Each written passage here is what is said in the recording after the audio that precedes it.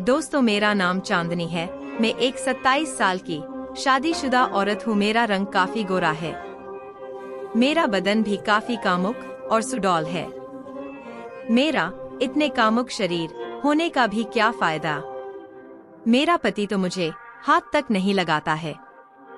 इसी कारण इस जवानी में भी मैं प्यासी ही रही हूँ। तो आज मैं आपको मेरे जीवन की कहानी सुनाती हूँ।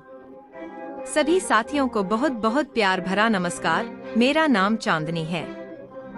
मेरे जीवन की कहानी में आप सबका स्वागत करती हूँ।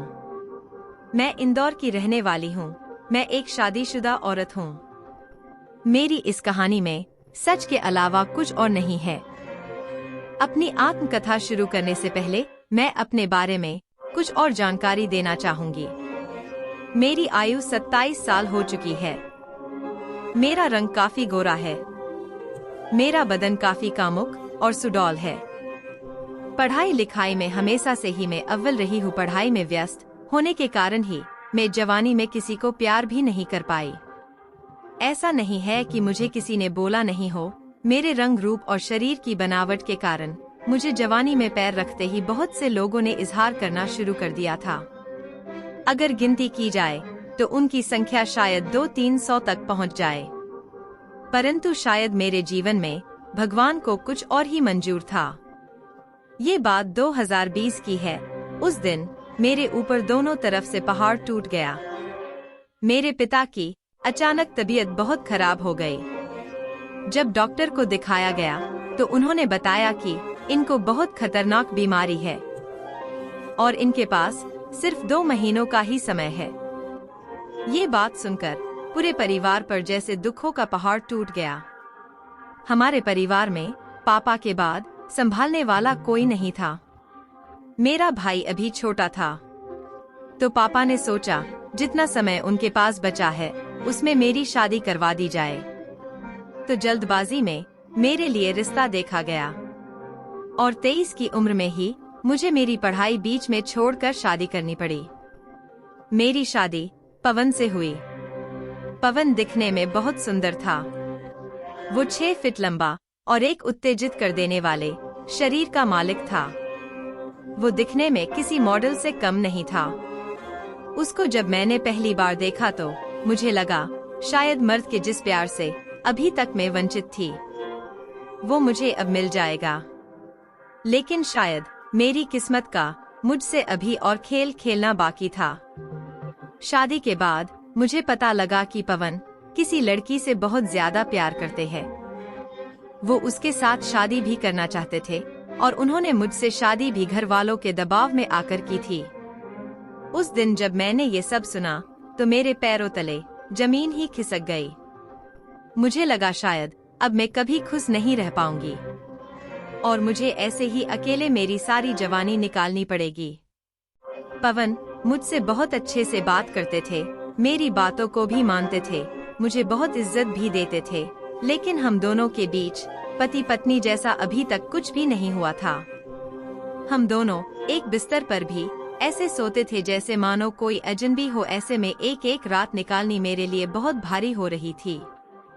मुझे तो लगता था कि जैसे मुझे इस जवानी का श्राप लगा हो, जो मेरे पास इस जवानी में इतना कामुक शरीर होते हुए भी इसका मैं उपभोग नहीं कर सकती। मेरी जवानी जैसे तैसे निकल रही थी। कुछ समय बाद पवन के मामा का लड़का विजय हमारे यहाँ रहने आया।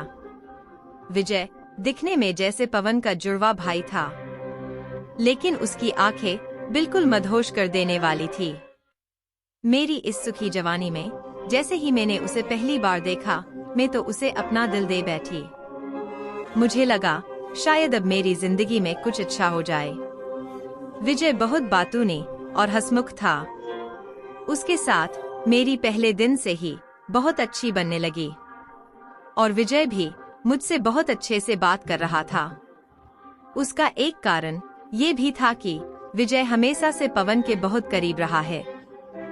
दोनों भाई से ज्यादा एक दूसरे के मित्र थे।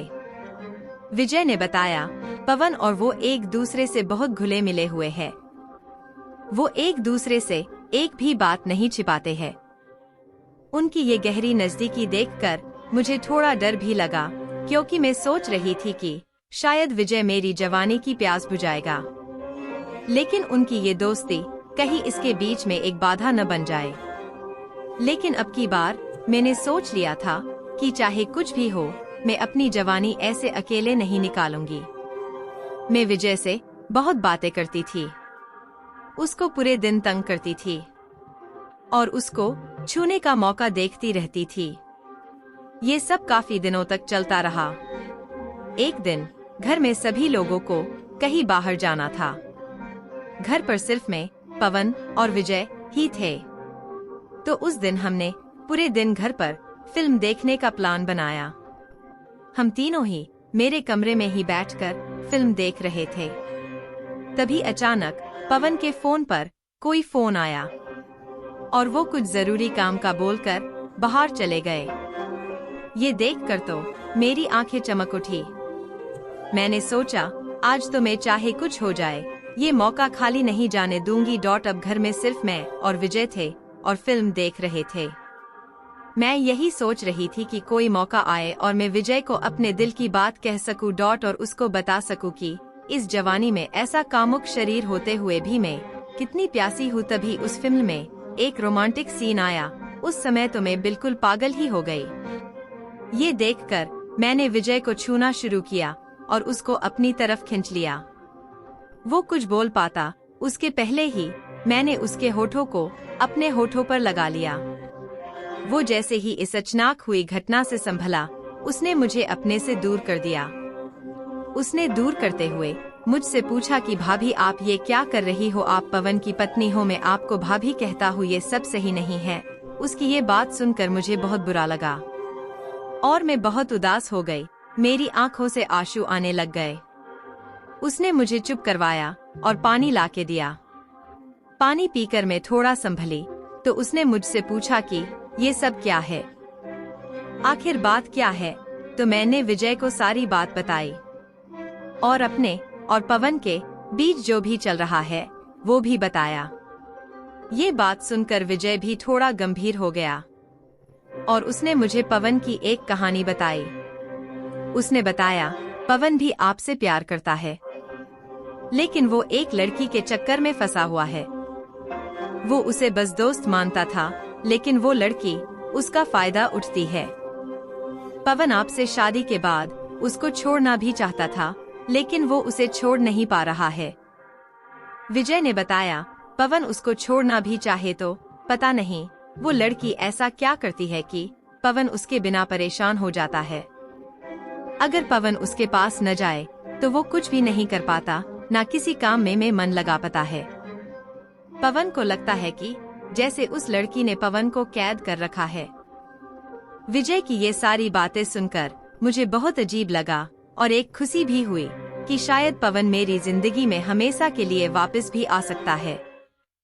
थोड़े समय पहले मेरी एक बहन ने मुझे किन्हीं गुरुजी के बारे में बताया था और कहा कि तेरी समस्या का निवारण गुरुजी कर सकते हैं।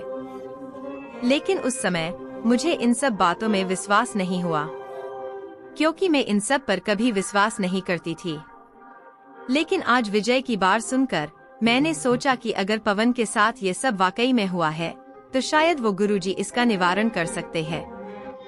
मैंने अपनी बहन को फोन किया और गुरुजी के नंबर लिए और फोन करके अपने मन की सारी समस्या गुरुजी को बता दी। गुरुजी ने सारी बात सुनकर मुझे हिम्मत देते हुए कहा कि अब मुझे चिंता करने की कोई जरूरत नहीं है। गुरुजी ने हम दोनों की फोटो और मेरे हाथ की रेखाओं की फोटो मंगवाई। थोड़े समय में इनको देखकर गुरुजी ने बताया कि उस लड़की ने पवन पर काला जादू करवाया हुआ है।